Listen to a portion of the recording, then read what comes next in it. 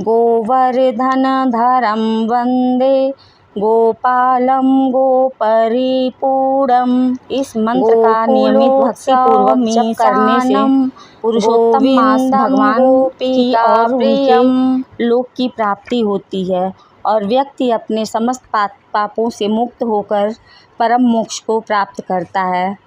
भगवान भोलेनाथ शिव जी और भगवान श्री हरि विष्णु जी के संयुक्त प्रभाव से प्रतिष्ठित इस श्रावण अधिक मास में पूजा के लिए मंत्र इस प्रकार है। ओम श्री केशवाय नमः। ओम हरिहर नाम्यहम्। इसका जप करते हुए हरिहर भगवान यानी शिव जी और विष्णु जी के संयुक्त रूप का पूजन कर ब्राह्मणों को भोजन करवाना चाहिए और यथोचित द्रव्य दान, दक्षिणा, फल, मिष्ठान, वस्त्र, पंचपात्र आदि देना चाहिए। भगवान हरिहर कौन है? भगवान के हरिहर स्वरूप का क्या रहस्य है? The mystery of Harihar from the of God. आज हम हरिहर भगवान के स्वरूप की ही चर्चा करेंगे।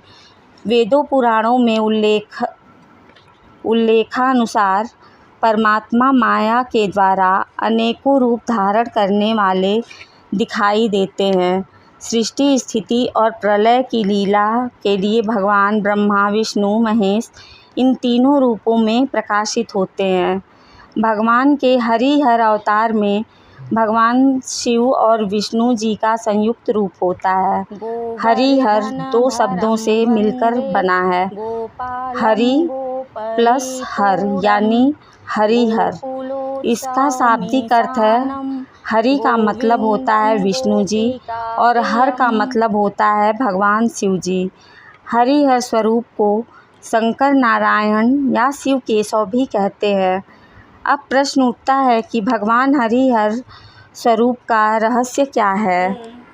What is the mystery of Harihar स्वरूप of lord Shiva and lord Vishnu?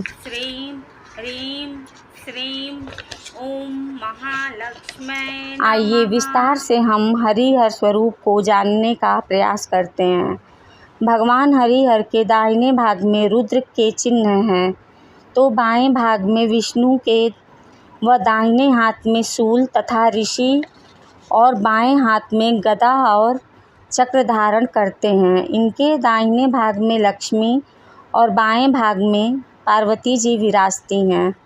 दोस्तों, पुराणों में कहा गया है कि भगवान शिव और भगवान विष्णु एक दूसरे की आत्मा है।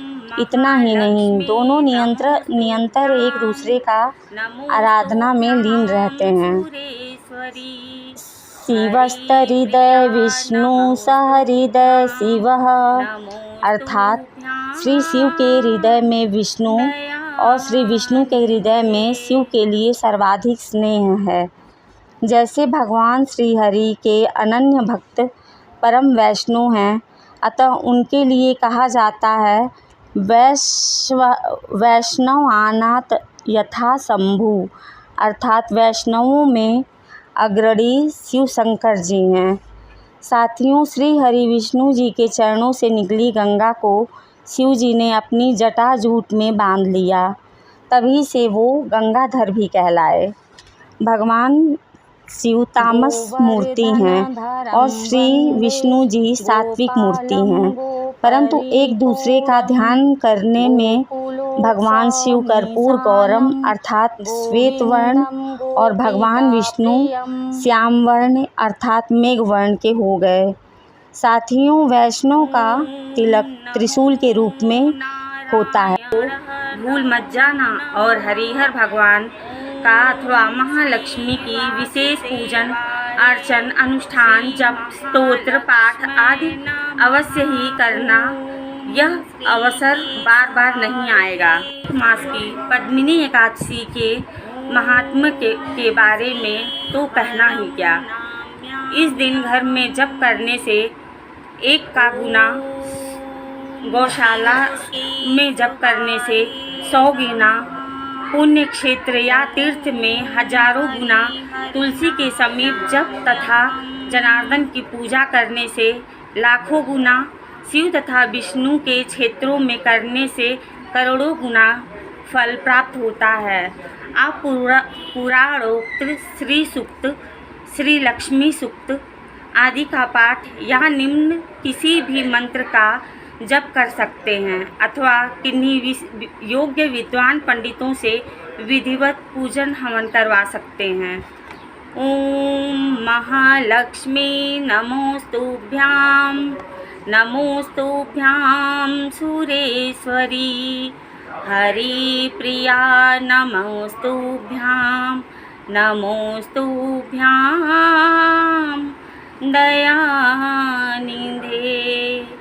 अथवा ओम नमो नारायण नमो नमः, ओम श्री वासुदेवाय श्री महालक्ष्मै नमः। अथवा ओम ह्रीं क्लीं कमले कमलालये प्रसीद प्रसीद श्रीं ह्रीं श्रीं ओम महालक्ष्मै नमः। श्री हरि विष्णु जी के साथ महालक्ष्मी की विशेष फलदायक आराधना, पूजा, स्तोत्र, पाठ, मंत्र, जप, हवन, अनुष्ठान आदि के लिए आत्मचेतना मानस समुद्र मंथन द्वारा आयोजित मानस यज्ञ महोत्सव के प्रतिभागी बन सकते हैं और विशेष रूप से लाभान्वित हो सकते हैं अथवा अपनी आर्थिक स्थिति को मजबूत करके श्री हरि विष्णु जी एवं महालक्ष्मी जी की कृपा प्राप्त हो सकते हैं। कुल मिलाकर यह विशेष तिथि और समय को भूलना नहीं है, इसका पूरा फ़ायदा उठाना है। फिर तो भूल मत जाना। प्रिय से भी अधिक प्रिय श्री हरि विष्णु जी की अर्धांगिनी, उनकी क्रियान्वय शक्ति जगत जननी माँ भगवती महालक्ष्मी तो उनकी हृदयेश्वरी के रूप में उनके हृदय में हमेशा ही वास करती हैं और उन हृदयेश्वरी के नाम पर ही विख्यात पद्मिनी या कमला एकादशी का महत्व बहुत अधिक बढ़ जाता है। पद्मिनी या कमला महालक्ष्मी को ही कहा जाता है और इस दिन किसी भी प्रकार से महालक्ष्मी जी का पूजन या मंत्र करने से, लक्ष्मी नारायण का व्रत रखकर पूजा करने से दोगुना फल प्राप्त होता है। इस व्रत से साल भर की एकादशी का पुण्य फल मिल जाता है और श्री हरि विष्णु जी एवं महालक्ष्मी जी की विशेष कृपा प्राप्त होती है। जरूर इस व्रत का पूरा लाभ उठाइए और दीप्ति को दीजिए इजाज़त। नमस्कार।